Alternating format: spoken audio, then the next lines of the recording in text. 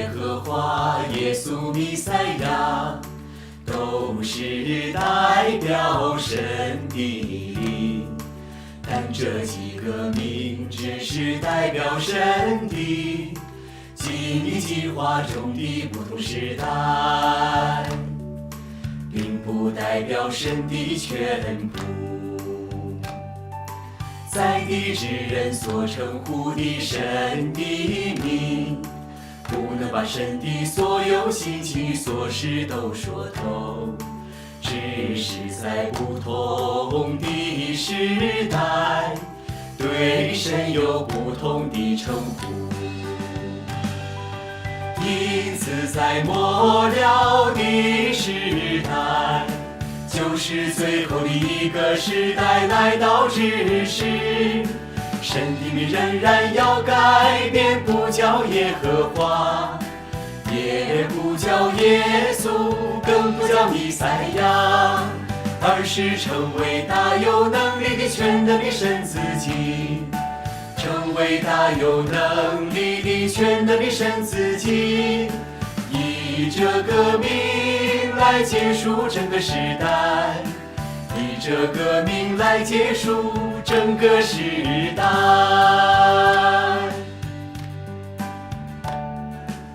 परमेश्वर का धन्यवाद। ये भजन कितना अच्छा था ना। परमेश्वर के वचनों के इस भजन ने मुझे दिखाया कि हर एक युग में परमेश्वर के नाम के पीछे एक अर्थ होता है। सिर्फ एक ही नाम परमेश्वर के स्वभाव और वह जो है इसका पूरी तरह से प्रतिनिधित्व नहीं कर सकता। सही कहा। कोई एक नाम सिर्फ उस युग के लिए परमेश्वर के द्वारा व्यक्त स्वभाव को ही दर्शाता है। परमेश्वर का अस्तित्व व्यापक और परिपूर्ण है। लोग परमेश्वर को सीमांकित या यह निर्धारित नहीं कर सकते कि उसका नाम कभी नहीं बदलता। सही कहा। कुछ समय पहले मैं हर एक युग में परमेश्वर द्वारा रखे गए उसके नाम के अर्थ को समझ नहीं पाता था, इसलिए मैं निश्चित था कि उसका नाम नहीं बदल सकता। मैं प्रभु यीशु नाम के साथ चिपका हुआ था और सर्वशक्तिमान परमेश्वर को स्वीकार नहीं करता था। मैं प्रभु के स्वागत का अपना मौका करीब करीब गवा ही चुका था। बचपन से ही मेरी दादी मुझे कलीसिया ले जाती थी। वहां पादरी इन वचनों का हवाला देते थे। यीशु मसीह कल और आज और युगानुयुग एक सा है, किसी दूसरे के द्वारा उद्धार नहीं, क्योंकि स्वर्ग के नीचे मनुष्यों में और कोई दूसरा नाम नहीं दिया गया जिसके द्वारा हम उद्धार पा सकें। मुझे पूरा विश्वास था कि सिर्फ प्रभु यीशु ही सच्चा परमेश्वर है, और अगर मैं उसके नाम और उसके बताए मार्ग को कायम रखूं तो उसके आने पर मुझे स्वर्ग ले जाया जाएगा। 2017 में मेरी पत्नी ने सर्वशक्तिमान परमेश्वर के राज्य के सुसमाचार को स्वीकार कर लिया। वह चाहती थी कि मैं सर्वशक्तिमान परमेश्वर के अंत के दिनों के कार्य के बारे में सुनूं, इसलिए वह संगति करने के लिए एक बहन को ले आई। मैंने उसे सुना, लेकिन जब उसने कहा कि प्रभु यीशु सर्वशक्तिमान परमेश्वर के रूप में वापस आ चुका है, तो मैंने आगे एक भी शब्द नहीं सुनना चाहा। यह जानकर कि मेरी पत्नी सर्वशक्तिमान परमेश्वर का अनुसरण करती है, मैं उसके आड़े आने लगा। मैंने कहा, स्वर्ग के नीचे मनुष्यों में और कोई दूसरा नाम नहीं दिया गया। हमें प्रभु यीशु के नाम के साथ सच्चा रहना होगा। अनेक वर्षों की आस्था के बाद तुम्हें बेहतर मालूम होना चाहिए। उसने मेरी बात का खंडन किया। प्रभु यीशु नाम ने हमें बचाया, यानी हमारे पापों को क्षमा कर दिया ताकि हमें दंड ना भोगना पड़े। लेकिन हम अभी भी पाप करने और फिर स्वीकार करने की जिंदगी जीते हैं। हम पाप से मुक्त नहीं हैं। सही है।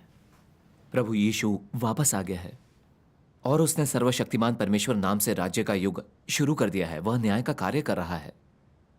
वह परमेश्वर का विरोध करने वाली हमारी शैतानी प्रकृति को प्रकट करने, इंसान के पापों का न्याय करने और हमारी पापी प्रकृति को ठीक करने का रास्ता दिखाने के लिए सत्य व्यक्त करता है। हमें परमेश्वर के राज्य में प्रवेश करने के लिए सर्वशक्तिमान परमेश्वर के न्याय और अंत के दिनों के कार्य को स्वीकार करना होगा। सही कहा है कि नहीं? लेकिन मैं धारणाओं से सराबोर था। उसकी बात मुझे जमी नहीं। मैं जानता था कि वह हमेशा अपने माता पिता की बात सुनती थी, इसलिए उसे रोकने के लिए मैंने उनकी मदद ली। लेकिन वह अड़ी हुई थी कि सर्वशक्तिमान परमेश्वर ही वापस आया हुआ प्रभु यीशु है। उसने हमें इस पर गौर करने को प्रोत्साहित भी किया। वो सही थी। सही कहा। मैंने सर्वशक्तिमान परमेश्वर में उसकी आस्था को रोकने की कोशिश की। वक्त मिलने पर मैं बाइबल पर शोध करके ऑनलाइन जाकर जाने माने पादरियों के धर्मोपदेश निकालता और उन्हें डाउनलोड कर उसे दिखाता। मेरा ख्याल था कि उसका मन बदल जाएगा, लेकिन बजाय इसके वह दरअसल मुझे प्रवचन देने लगी। इस बात ने मुझे गुस्सा दिलाया, मगर मेरे हाथ बंधे हुए थे। हम दोनों अपनी अपनी आस्था पर अमल करते रहे। मैंने पक्का कर लिया कि मैं उसका विरोध करूंगा। वह सर्वशक्तिमान परमेश्वर के वचन पढ़ती और मैं बाइबल पढ़ता। वह अपनी कलीसिया के भजन बजाती और मैं प्रभु की स्तुति करता। जब वह अपनी कलीसिया के धर्मोपदेश सुनती, मैं पादरियों के धर्मोपदेश सुनता। हम बाइबल के बारे में अक्सर बहस करते, और हालांकि वह पहले कभी वाक्पटुता में मेरी बराबरी नहीं कर पाती थी, अब उसकी हर बात सचमुच गहरी होती। उसके शब्दों में वजन होता। उसके जवाब मेरी बोलती बंद कर देते। मुझे कुछ नहीं सूझता। मैं उसे छोटा नहीं दिखा सकता था। मैंने सोचा, बाइबल के अपने मौजूदा ज्ञान के साथ मैं उसकी बराबरी नहीं कर सकता, तो फिर मुझे जीतने के लिए बाइबल का अध्ययन करना होगा। एक दिन मैंने निर्गमन के अध्याय 3 में यह अंश देखा। फिर परमेश्वर ने मूसा से यह भी कहा, तू इजरायलियों से यह कहना, तुम्हारे पितरों का परमेश्वर अर्थात अब्राहम का परमेश्वर, इसहाक का परमेश्वर और याकूब का परमेश्वर यहोवा, उसी ने मुझको तुम्हारे पास भेजा है। देख, सदा तक मेरा नाम यही रहेगा और पीढ़ी पीढ़ी में मेरा स्मरण इसी से हुआ करेगा। आमीन। तब मैंने सोचा कि परमेश्वर के वचन में तो यह स्पष्ट रूप से कहा गया है कि उसका नाम सदा के लिए यहोवा है। फिर उसे अनुग्रह के युग में यीशु क्यों कहा गया? पुराने नियम में कहा गया है, मैं ही यहोवा हूं और मुझे छोड़ कोई उद्धार करता नहीं। नए नियम में कहा गया है, किसी दूसरे के द्वारा उद्धार नहीं, क्योंकि स्वर्ग के नीचे मनुष्यों में और कोई दूसरा नाम नहीं दिया गया जिसके द्वारा हम उद्धार पा सकें। इन सब का अर्थ क्या है? मैंने इन पदों को बार बार पढ़ा, लेकिन इन सबसे मैं ज्यादा उलझन में पड़ गया। क्या प्रभु यीशु हमारा उद्धार करता नहीं है? हाँ है। यहोवा और यीशु एक ही परमेश्वर है, तो उसके नाम इतने अलग क्यों हैं? क्या यह सच हो सकता है कि परमेश्वर का नाम बदलता है, जैसा कि मेरी पत्नी ने कहा? अपने बहस मुभासों से मैंने महसूस किया कि सर्वशक्तिमान परमेश्वर में विश्वास रखने के बाद से मेरी पत्नी की अंतर्दृष्टि पैनी हो गई है। उसकी बातें सारभूत होती हैं। पवित्र आत्मा के कार्य के बिना कोई भी अपने आप इस तरह से आगे नहीं बढ़ सकता। हाँ, सही कहा, बिल्कुल सही कहा। मैंने खुद से पूछना शुरू किया, क्या मैं ही गलत हूं? क्या सर्वशक्तिमान परमेश्वर वास्तव में वापस आया हुआ प्रभु है? क्या चमकती पूर्वी बिजली ही सच्चा मार्ग है? अगर यह सच्चा मार्ग है और मैं अपनी पत्नी को रोकता हूं, तो क्या मैं परमेश्वर के विरुद्ध नहीं हो जाऊंगा? हाँ। मैं फंस गया था एक मुश्किल परिस्थिति में। मैं इसे पूरी तरह से समझना चाहता था, मगर अपना अभिमान किसी भी कीमत पर छोड़ने को तैयार नहीं था। इसे समझने की कोशिश में मैंने सर्वशक्तिमान परमेश्वर की कलीसिया के YouTube चैनल की सदस्यता लेकर उसे देखना शुरू किया। सर्वशक्तिमान परमेश्वर के अंत के दिनों के कार्य को जांचने लगा। एक दिन मैंने परमेश्वर के वचन देखे। शीर्षक था, उद्धारकर्ता सफेद बादल पर सवार होकर वापस आ चुका है।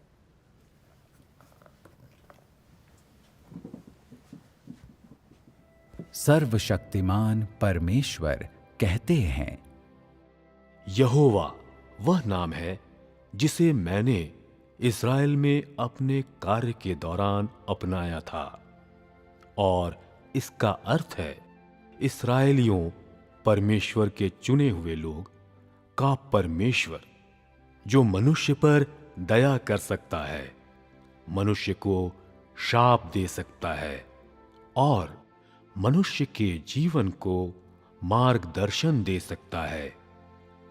इसका अर्थ है वह परमेश्वर जिसके पास बड़ी सामर्थ्य है और जो बुद्धि से भरपूर है। यीशु इमैनुएल है, और इसका मतलब है वह पाप बलि जो प्रेम से परिपूर्ण है, करुणा से भरपूर है और मनुष्य को छुटकारा देता है।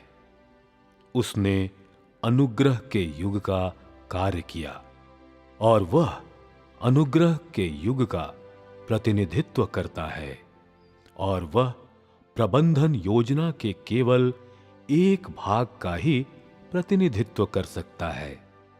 प्रत्येक युग में और कार्य के प्रत्येक चरण में मेरा नाम आधारहीन नहीं है। किंतु प्रतिनिधिक महत्व रखता है। प्रत्येक नाम एक युग का प्रतिनिधित्व करता है। यहोवा व्यवस्था के युग का प्रतिनिधित्व करता है और यह उस परमेश्वर के लिए सम्मान सूचक है जिसकी आराधना इस्राएल के लोगों के द्वारा की जाती है।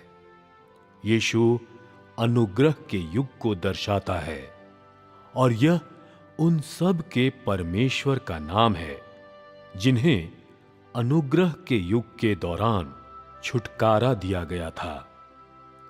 यदि मनुष्य तब भी अंत के दिनों के दौरान उद्धारकर्ता यीशु के आगमन की अभिलाषा करता है और तब भी उससे अपेक्षा करता है कि वह उस प्रतिरूप में आए जो उसने यहूदिया में धारण किया था, तो 6000 सालों की संपूर्ण प्रबंधन योजना छुटकारे के युग में रुक जाएगी और थोड़ी सी भी प्रगति करने में अक्षम होगी। इसके अतिरिक्त अंत के दिन का आगमन कभी नहीं होगा और युग का समापन कभी नहीं होगा। ऐसा इसलिए है क्योंकि उद्धारकर्ता यीशु सिर्फ मानव जाति के छुटकारे और उद्धार के लिए है। मैंने अनुग्रह के युग के सभी पापियों के लिए यीशु का नाम अपनाया था और यह वह नाम नहीं है जिसके द्वारा मैं पूरी मानव जाति को समाप्त करूंगा। आमीन। मैंने मन ही मन इसे बार बार दोहराया। यहोवा और यीशु नामों की अहमियत के बारे में सर्वशक्तिमान परमेश्वर की व्याख्या बिल्कुल स्पष्ट है। हाँ है। मैंने समझा कि हर एक युग के लिए परमेश्वर का नाम सिर्फ उस युग का प्रतिनिधित्व करता है। यहोवा नाम परमेश्वर ने व्यवस्था के युग में अपने कृपालु और प्रतापी स्वभाव को दर्शाने वाले अपने कार्य के लिए रखा। यीशु नाम परमेश्वर के अनुग्रह के युग के लिए था जो उसके स्नेही स्वभाव को दर्शाता है। हाँ। आखिरकार मैंने देखा कि परमेश्वर का नाम न बदलने वाला नहीं है। परमेश्वर के कार्य के नए चरण का अर्थ एक नया नाम भी होता है। सही है। इसलिए जब प्रभु अंत के दिनों में वापस आएगा तो उसका एक नया नाम होगा। बिल्कुल सही। फिर मैंने सर्वशक्तिमान परमेश्वर के ये वचन देखे। सर्वशक्तिमान परमेश्वर कहते हैं, एक समय मुझे यहोवा के नाम से जाना जाता था। मुझे मसीह भी कहा जाता था और लोगों ने एक बार मुझे उद्धारकर्ता यीशु कहा था क्योंकि वे मुझसे प्रेम करते थे और मेरा आदर करते थे। किंतु आज मैं वह यहोवा और यीशु नहीं हूं जिसे लोग बीते समयों में जानते थे। मैं वह परमेश्वर हूं जो अंत के दिनों में वापस आ गया है, वह परमेश्वर जो युग को समाप्त करेगा। वह परमेश्वर मैं स्वयं हूं जो अपने स्वभाव की परिपूर्णता के साथ और अधिकार, आदर एवं महिमा से भरपूर होकर पृथ्वी के अंतिम छोर से उदय होता हूं। लोग कभी भी मेरे साथ संलग्न नहीं हुए हैं। उन्होंने मुझे कभी जाना नहीं है और मेरे स्वभाव के प्रति हमेशा अनभिज्ञ रहे हैं। संसार की रचना के समय से लेकर आज तक एक मनुष्य ने भी मुझे नहीं देखा है। यह वह परमेश्वर है जो अंत के दिनों के दौरान मनुष्यों पर प्रकट होता है, किंतु वह मनुष्य के बीच में छुपा हुआ है।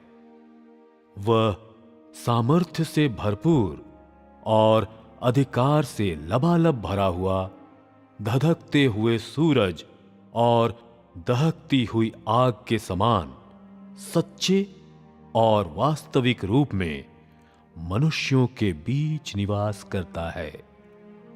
कोई ऐसा मनुष्य या चीज नहीं है जिसका न्याय मेरे वचनों के द्वारा नहीं किया जाएगा, और कोई ऐसा मनुष्य या चीज नहीं है जिसे आग की जलती हुई लपटों के माध्यम से शुद्ध नहीं किया जाएगा। अंततः मेरे वचनों के कारण सारे राष्ट्र धन्य हो जाएंगे, और मेरे वचनों के कारण टुकड़े टुकड़े भी कर दिए जाएंगे। इस तरह अंत के दिनों के दौरान सभी लोग देखेंगे कि मैं ही वह उद्धार करता हूं जो वापस लौट आया है। मैं ही वह सर्वशक्तिमान परमेश्वर हूं जो समस्त मानव जाति को जीतता है, और मैं एक समय मनुष्य के लिए पाप बलि था, किंतु अंत के दिनों में मैं सूरज की आग की ज्वाला भी बन जाता हूं जो सभी चीजों को जला देती है, और साथ ही मैं धार्मिकता का सूर्य भी बन जाता हूं जो सभी चीजों को प्रकट कर देता है। अंत के दिनों का मेरा कार्य ऐसा ही है। मैंने इस नाम को अपनाया है, और मेरा यह स्वभाव है ताकि सभी लोग देख सकें कि मैं धर्मी परमेश्वर हूं, और धधकता हुआ सूरज हूं, और दहकती हुई आग हूं। ऐसा इसलिए है ताकि सभी मेरी एकमात्र सच्चे परमेश्वर की आराधना कर सकें, और ताकि वे मेरे असली चेहरे को देख सकें। मैं न केवल इस्राएलियों का परमेश्वर हूं, और न मात्र छुटकारा दिलाने वाला हूं।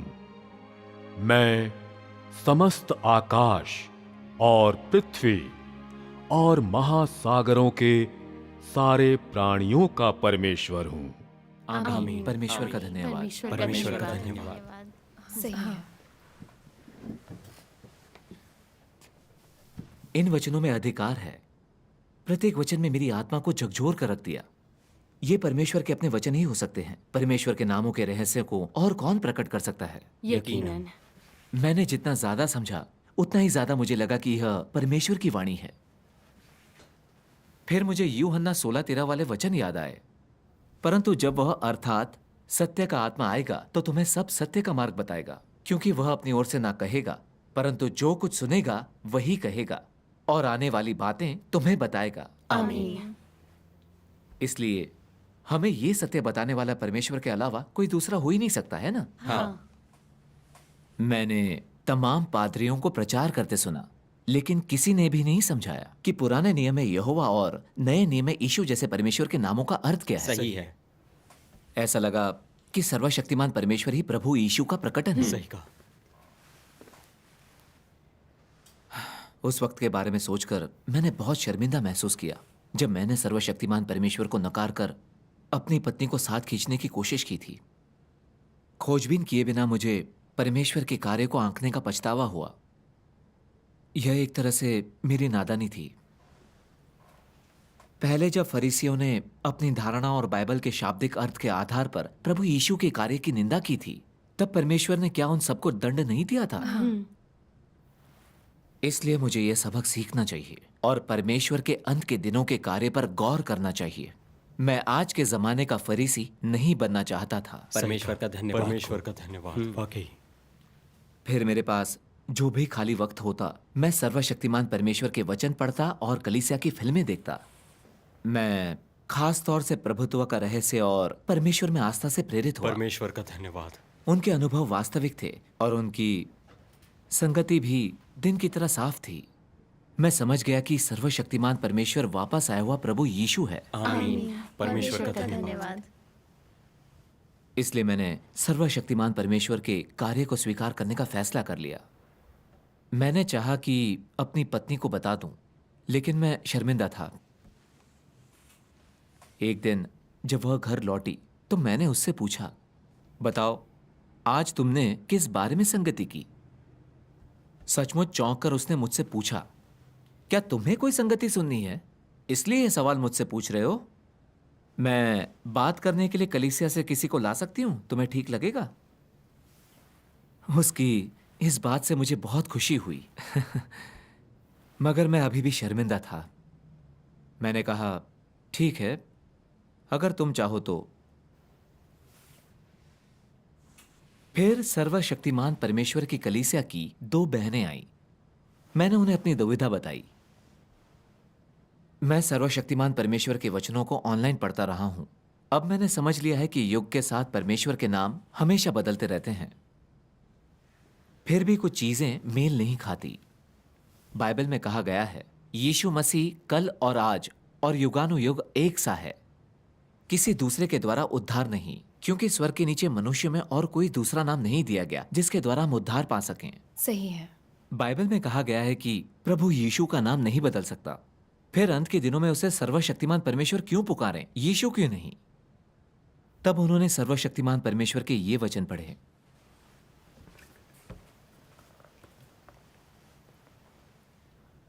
परमेश्वर का सार और उसका स्वरूप कभी नहीं बदलेगा, किंतु जहां तक उसके कार्य की बात है वह हमेशा आगे बढ़ रहा है, हमेशा गहरा होता जा रहा है, क्योंकि वह हमेशा नया रहता है और कभी पुराना नहीं पड़ता। हर युग में परमेश्वर एक नया नाम अपनाता है, हर युग में वह नया कार्य करता है और हर युग में वह अपने सृजनों को अपनी नई इच्छा और नया स्वभाव देखने देता है। कुछ लोग कहते हैं कि परमेश्वर का नाम नहीं बदलता, तो फिर यहोवा का नाम यीशु क्यों हो गया? यह भविष्यवाणी की गई थी मसीहा आएगा, तो फिर यीशु नाम का एक व्यक्ति क्यों आ गया? परमेश्वर का नाम क्यों बदल गया? क्या इस तरह का कार्य काफी समय पहले नहीं किया गया था? क्या परमेश्वर आज नया कार्य नहीं कर सकता? कल का कार्य बदला जा सकता है और यीशु का कार्य यहोवा के कार्य के बाद आ सकता है। तो क्या यीशु के कार्य के बाद कोई अन्य कार्य नहीं हो सकता? यदि यहोवा का नाम बदलकर यीशु हो सकता है, तो क्या यीशु का नाम भी नहीं बदला जा सकता? इसमें कुछ भी असामान्य नहीं है।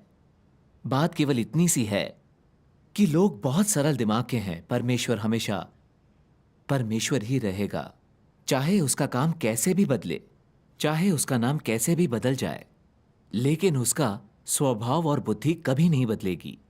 यदि तुम्हें लगता है कि परमेश्वर को केवल यीशु के नाम से ही पुकारा जा सकता है, तो फिर तुम्हारा ज्ञान बहुत सीमित है। अब मैं पढ़ूं? ठीक है।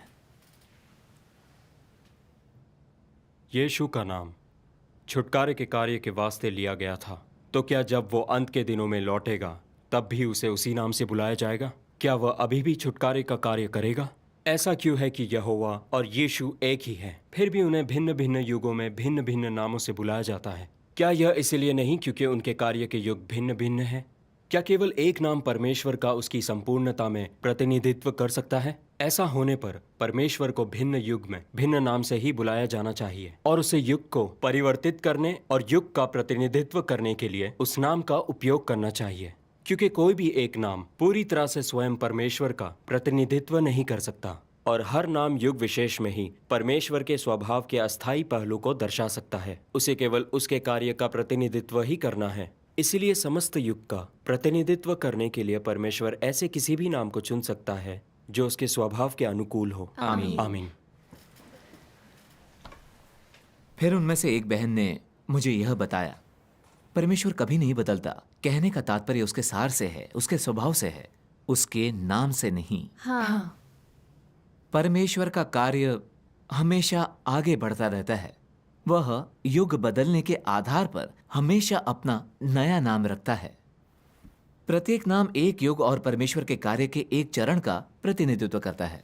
परमेश्वर का नाम नहीं बदलता कहने का अर्थ यह है कि वह उस युग के दौरान नहीं बदलता और वह उस युग में उसके कार्य के समाप्त होने तक कायम रहता है। सही कहा, सही है। लेकिन जब परमेश्वर एक नए युग में कार्य शुरू करता है तो वह अपने नए कार्य के साथ अपना नाम बदल लेता है। एक नए युग का सूत्रपात करने वाले परमेश्वर का नाम उस नए युग में उसके कार्य और उसके स्वभाव को दर्शाता है। व्यवस्था के युग में परमेश्वर का नाम यहोवा था और इसलिए उसने उस नाम से कार्य किया। उसने इंसान के मार्गदर्शन के लिए व्यवस्थाएं और आदेश जारी किए ताकि पता चले पाप क्या होता है, कैसे यहोवा की आराधना करें, कैसे व्यवस्था और आदेशों का पालन करें और कैसे आशीष पाएं। जो भी व्यवस्था का उल्लंघन करता उसे दंड दिया जाता। यहोवा नाम व्यवस्था के युग में परमेश्वर के स्वभाव के प्रताप, कृपा और क्रोध को दर्शाता है। उस युग के अंत तक लोग बहुत ज्यादा भ्रष्ट होने लगे थे और व्यवस्था का पालन नहीं कर रहे थे। वे व्यवस्था का उल्लंघन करने के कारण लगातार खतरे में रहते थे। हाँ।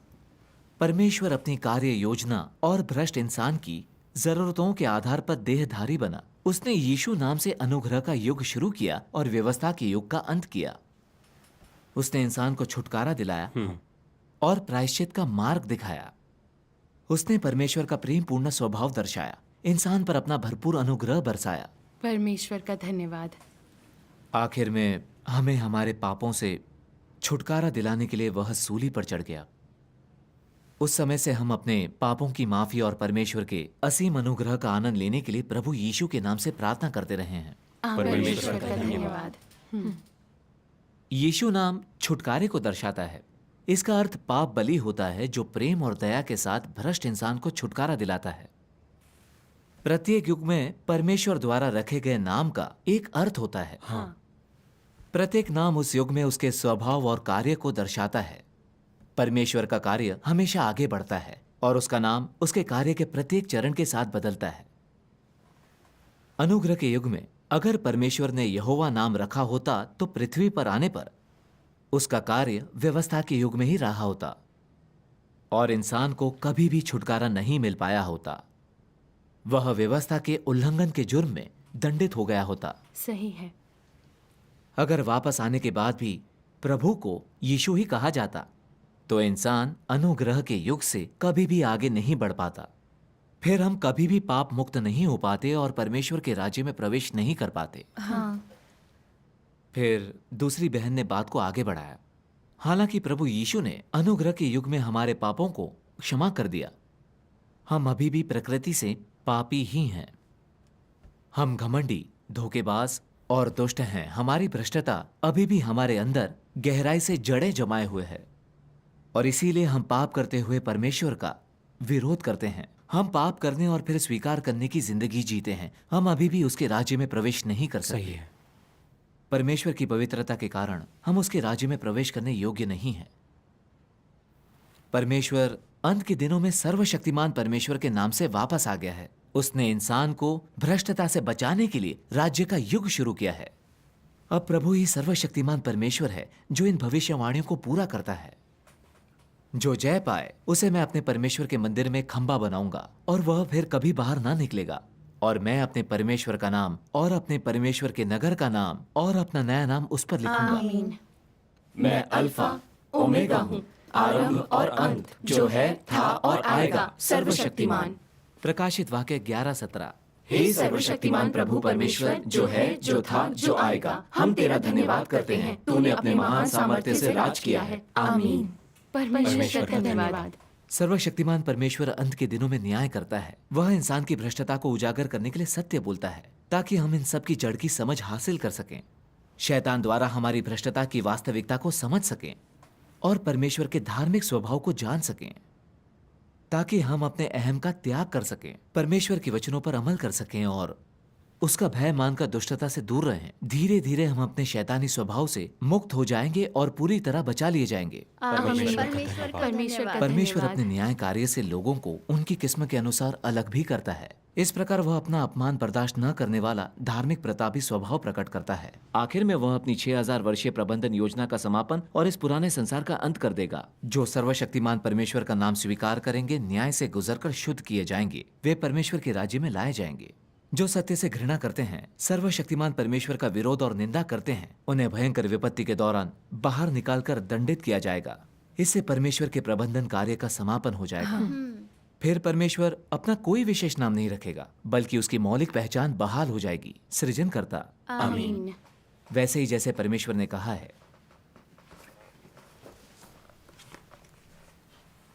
एक दिन आएगा जब परमेश्वर यहोवा यीशु या मसीहा नहीं कहलाएगा, वह केवल सृष्टिकर्ता होगा। उस समय वे सभी नाम जो उसने पृथ्वी पर धारण किए हैं समाप्त हो जाएंगे, क्योंकि पृथ्वी पर उसका कार्य समाप्त हो गया होगा, जिसके बाद उसका कोई नाम नहीं होगा। जब सभी चीजें सृष्टिकर्ता के प्रभुत्व के अधीन आती हैं, तो उसे किसी अत्यधिक उपयुक्त फिर भी अपूर्ण नाम की क्या आवश्यकता है? क्या तुम अभी भी परमेश्वर के नाम की तलाश कर रहे हो? क्या तुम में साहस है कि परमेश्वर को केवल यहोवा ही कहा जा सकता है? क्या तुम में साहस है कि परमेश्वर को केवल यीशु ही कहा जा सकता है? क्या तुम परमेश्वर के विरुद्ध ईश निंदा का पाप सहन करने में समर्थ हो? आमीन। बहनों की संगति ने मुझे बहुत प्रेरित किया। मैंने परमेश्वर के नामों के पीछे के अर्थ को समझ लिया। सृजनकर्ता के रूप में उसे किसी नाम की जरूरत नहीं थी, लेकिन उसने इंसान को बचाने के लिए अलग अलग नाम रखे। यहोवा, यीशु और सर्वशक्तिमान परमेश्वर सब एक ही है। उसने 3 भिन्न युगों में 3 चरणों में कार्य किया, और उसके प्रत्येक नाम की अपनी खास अहमियत है। ये प्रत्येक युग में परमेश्वर के स्वभाव और कार्य को दर्शाते हैं। आखिरकार मैंने सर्वशक्तिमान परमेश्वर के अंत के दिनों के कार्य को स्वीकार कर लिया। आमीन। परमेश्वर का धन्यवाद। परमेश्वर का धन्यवाद। पीछे मुड़कर देखता हूं तो मुझे इतना बेवकूफ और अंधा होने पर खुद से नफरत होती है। मैंने बाइबल का शाब्दिक अर्थ लेकर सोचा कि परमेश्वर का नाम कभी नहीं बदलेगा, उसे हमेशा यीशु ही कहेंगे। अगर सर्वशक्तिमान परमेश्वर ने अपने कार्य का सत्य व्यक्त नहीं किया होता तो मैं बाइबल से ही चिपका रहता और परमेश्वर के नामों और कार्य को कभी समझ ही नहीं पाता। मैं सर्वशक्तिमान परमेश्वर के अंत के दिनों के कार्य का विरोध करता रहता और हटा दिया गया होता। सही है। परमेश्वर के मार्गदर्शन का धन्यवाद कि मैं उसकी वाणी सुन सका और उसके सामने आ पाया। सर्वशक्तिमान परमेश्वर को मेरा धन्यवाद। आमीन। परमेश्वर का धन्यवाद।